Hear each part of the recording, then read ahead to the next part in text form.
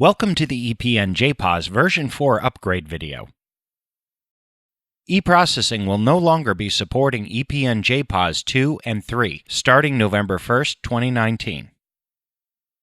This process will need to be performed for all computers that have the ePNJPOS software installed. We recommend that you perform the uninstall process after business hours. Close the program before beginning the uninstall process.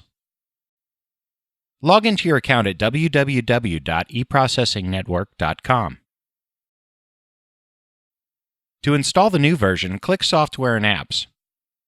Click ePNJPOS. Click ePNJPOS Download. Click ePNJPOS Download. Select Save File and click OK. Click Ctrl-J to open the download list. Open to install the file. Click Install. Click Next. Click Install. Click Finish. Click Close. Log in using a manager login.